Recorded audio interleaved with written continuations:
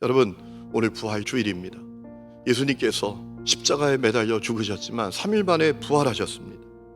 여러분, 예수님의 부활은 역사적인 사실입니다. 예수의 부활은 기독교의 핵심이에요. 여러분, 바울이 고린도서 15장 말씀을 보면 이렇게 말한 적이 있습니다. 그리스도께서 만일 다시 살아나지 못하셨으면 우리가 전파하는 것도 헛것이요 또 너희 믿음도 헛것이다 라고 했습니다. 사실 과학적으로 이성적으로 생각해 보면 부활은 믿기가 어려워요. 하지만 우리 예수님은 누구도 이루지 못하는 그 일을 이루셨습니다. 그분이 하나님의 아들이시기 때문입니다. 여러분, 주님께서 우리에게 원하시는 것은 하나님의 아들이 이루신 것을 그대로 믿는 겁니다. 오늘 말씀을 보면 예수님께서 부활을 믿지 못하는 제자들을 안타깝게 여기셨다고 했지 않습니까? 오늘 말씀을 보면서 주님께서 우리에게 원하신 것이 분명히 두 가지구나 라는 사실을 깨닫게 돼요. 첫 번째, 부활의 역사성을 믿는 거예요. 부활의 역사성을 믿는 것이 대단히 중요합니다.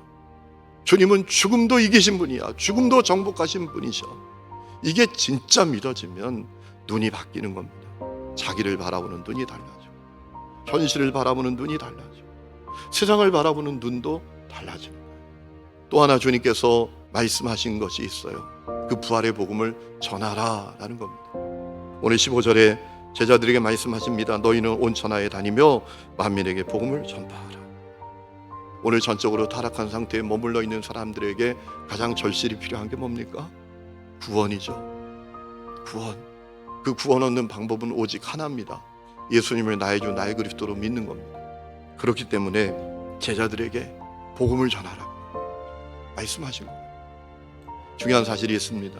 이 말씀이 제자들에게만 주신 말씀이 아니라 오늘 우리에게도 주신 말씀이다. 주님께서 오늘 우리에게도 부활의 복음을 전하라고 말씀하십니다.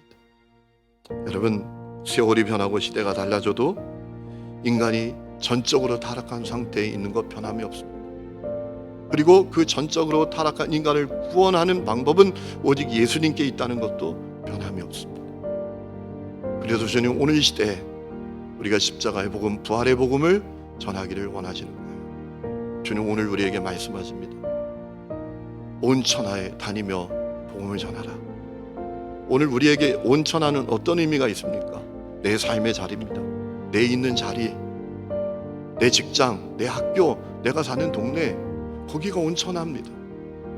거기서 복음을 전하라라는 겁니다. 그런 복음을 전하면 듣는 사람이 있고 전하면 구원받는 사람이 있습니다. 오늘 그 역사가 여러분에게 일어날 수 있기를 주의 이름으로 축원합니다.